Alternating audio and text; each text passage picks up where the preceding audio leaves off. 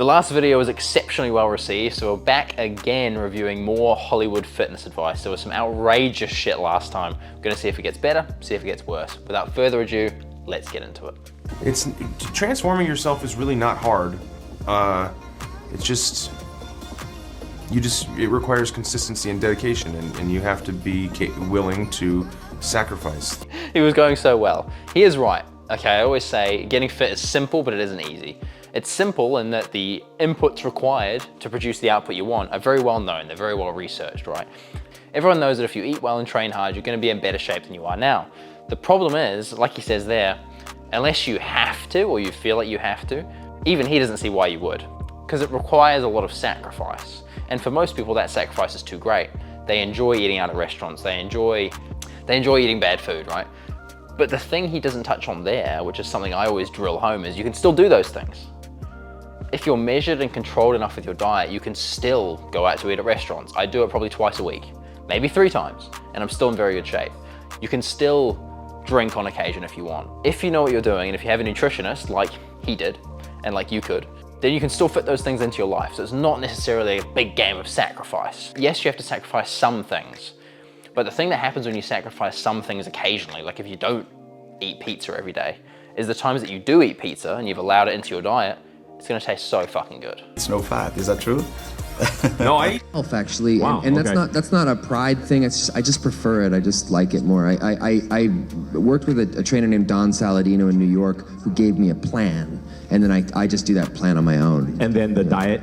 Yeah, I do that. I've done it enough that I know how to do it. Yeah. Oh, okay, okay. Yeah. the workout was probably Well said. He gets a plan from a trainer and he just follows it. That's the simple thing. That's the thing I was trying to talk about in the last video. When you have shit going on, if you've got kind of a busy life, if you're anything but like a student or at high school maybe, you're gonna have other responsibilities and you're gonna have, let's say, your job, you're gonna have a family, you're gonna have kids. If you then try to be a nutritionist and a personal trainer yourself, it's a big mental load. Whereas if you just employ someone to write your meal plan, write your workout program, it's so much easier, you just follow it. This is an occasion where being a sheep actually helps, because it's well documented what works. If you can get someone to personalize a plan for you, even he does it, and he's been in shape for a long time, right? If you can get someone to personalize a plan that fits you, all you do is follow it, and you get the results. There's not really, you don't need to take on the mental capacity of learning about nutrition or learning about fitness. You can literally just employ someone to do it. more difficult than the actual filming. It was my body doesn't sit naturally at that weight, you know, so it was consuming many calories and protein, you know, being the main one, and working out 6-7 days a week. What do you do for cardio? No cardio? No, I run. That's the savory answer. Yeah.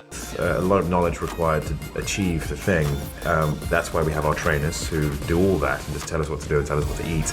I would say... Exactly. Says the exact same thing again. It's a lot of knowledge required, years and years in the industry, but if you can find someone who has those years in the industry, that can speed it up for you. Who's being trained is when it starts to hurt badly and you want to quit, that's really when you shouldn't quit. Yeah, I think that's, I mean, it's just about, you know, the discipline of continuing to do something that you don't want to do and forcing yourself to. Interesting when you see Ben Affleck and Superman, Batman and Superman side by side. Ben Affleck is actually broader and larger than Superman.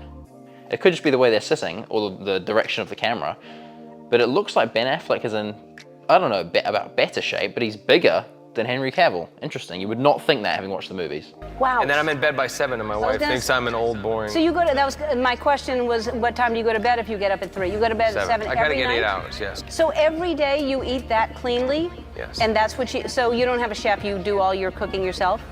We have somebody cooks during the week for the kids, and they'll make me a little piece of fish or something at night, but he makes dinner. Wow, you were really disciplined. And also, That's a little bit of embellishment there. The thing with Mark Wahlberg, right, and people forget about this a lot, a few things. Number one, as she touched on, he has a chef. Life is a lot easier when you have a chef.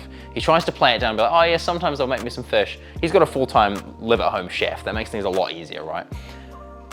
All you do is hand that chef your diet and he'll produce your meals and give them to you every day without fail. So that's a big difficulty for a lot of people removed. Another thing, he wakes up at 3 a.m., goes to sleep at 7. I've tried doing things like this, and it only really works if you don't have much of a social life and you can really do what you want. If you're someone who cares about having relationships, cares about having friends, going to sleep super early and waking up super early just sort of removes you from society. Yes, you get more work done in the mornings. For him, that seems like golf. But he's a successful actor though, it's fair enough. But in terms of actually having relationships with other human beings, I never really recommend a crazy early wake up time, because yes, you get stuff done in the morning, but you sacrifice those later hours at night, and that's often when people want to do stuff. Especially if you're trying to meet women or men or whatever. Dates often happen at nighttime. You're gonna miss out on that if you're going to sleep at 7 p.m. I had to eat like a ton of food, so there were sort of these pre-packaged meals from this company called Zen Foods out of LA, and they just put like 6,000 calories into containers and would just feed it to me all day. Did you say 6,000 calories? Up to 6,000 calories a day. A day? I remember the first day, I was in pretty good. If he's eating 6,000 calories a day, he's blatantly revealed that he's on performance-enhancing drugs. You cannot be natural, eat that many calories and be that lean. I'm sorry, it's not possible. That's like half of a strong man's diet. And you see what strong men look like. Zac Efron is a small guy. He's short, he's lean, he's light. Eating 6,000 calories a day, even if they're clean calories, is gonna make almost anyone quite fat. Without really realizing, he's kind of exposed the fact that he used something for Baywatch, because it's not possible. You can't eat like that and not get fat. Unless he's claiming he just did that for a very small bulk up period, but. Feel like $1 million when you're in shape, when you're always exhausted. Like, when you're always working out, you never feel what it's like to be, you know, fully strong. I just always feel like, oh God, my chest feels like somebody like drove a truck over it. You know, so what's the point? I don't know. Now for the stunt work, I mean, that's a very old Ryan Reynolds clip, and I actually disagree with that quite strongly. One of the best feelings after working out, and you only really know this if you work out consistently, is having sore muscles. If you did a hell of a chest day, the next day you wake up, you got a sore chest, it feels good. It's like a tick in the box. You feel gratified, you feel accomplished. So I think that I think that feedback possibly came before he started working out. I think we'll leave it there. Some very interesting Hollywood advice. A lot of it quite applicable though.